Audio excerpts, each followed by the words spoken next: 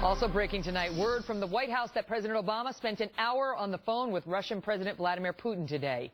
According to the White House, he told President Putin there is a way to resolve this situation diplomatically and, quote, emphasized that Russia's actions violate Ukraine's territorial integrity.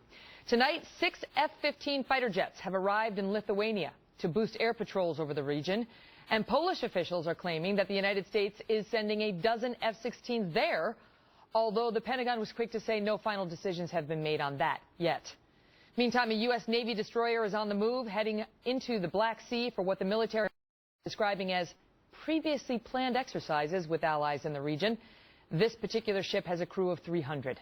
Joining me now, Pete Hegseth, who's an Iraq and Afghanistan war veteran and CEO of Concerned Veterans for America. And in response to this, you say what? Well, in response to this, a lot of talk.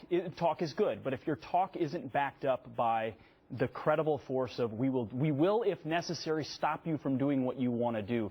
We're checking the right world power boxes, right? Send F-16s, send ships, send aid, back the government there. But that's it feels more like robust, no? It is good. They're good steps. They're late, but they're good steps. But doesn't it feel, Megyn, like we're checking those boxes? We're not stepping into the role as world leader, defender of the West, saying you won't go through Crimea and you won't go an inch further, and the ground you took, which you should never have taken, you will give back. But we're not drawing those lines. But here's the question, Pete. Can he do that at this point? Because you've already had, I mean, today at CPAC, Bobby Jindal came out and said to President Carter, I want to issue a sincere apology. It's no longer fair to say he was the worst president of this great country in my lifetime. President Obama's proven me wrong.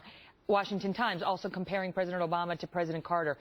Can President Obama now come out and show some swagger on international policy, on foreign policy, on, strength, peace through strength and military at this point in his presidency? It's extremely difficult. I want him to be able to because his foreign policy is ours. We want a strong America. We want a strong president on the world stage.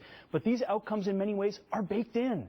The weakness we've projected are baked in when you set red lines and you ignore them, when you surge and you tell the enemy when you're going to leave, when you negotiate with the Iranians knowing they're seeking a nuclear bomb.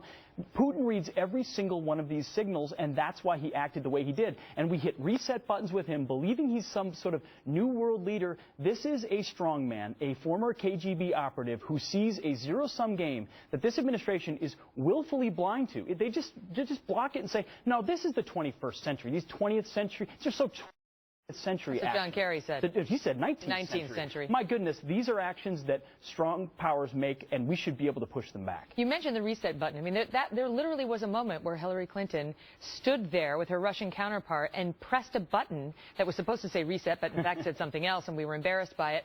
But, I mean, now she and the administration are being accused of naivete in terms of who they were dealing with and what would persuade the Russians. Ralph Peter's been on the program a number of times saying we basically caved to them on everything they've asked for over the course of Barack Obama's presidency, and it should be no surprise now that they don't consider us a real threat. It should be no surprise. You look at the readout of the conversation the president had with Vladimir Putin. It's a lot of talk about what they should do, coming to the table, resolving it at the table.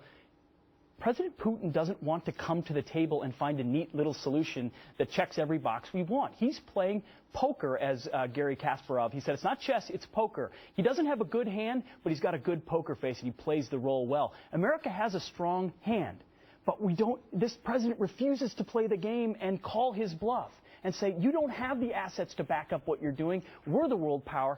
They talk about it. They check the boxes. They don't do it. And the world is less secure and weak. We're weaker because of it. It's amazing when you look, first of all, at the polls that show that the president only has a 33% approval rating on how he's handling foreign policy. And then the Washington Post, of all publications, not exactly right-leaning, coming out and saying, for 5 years, President Obama has led a foreign policy based more on how he thinks the world should operate than on reality. I'll give you the quick. That's precisely right. He thinks we live in a post-historical world. Grand strategy's done, good and evil are gone, and if we just negotiate from our ivory towers and talk to the other person, it started with the Cairo speech. He was going to show up and peace was going to break out. Turns out it doesn't work that way because good and evil are at place and the human condition doesn't go away.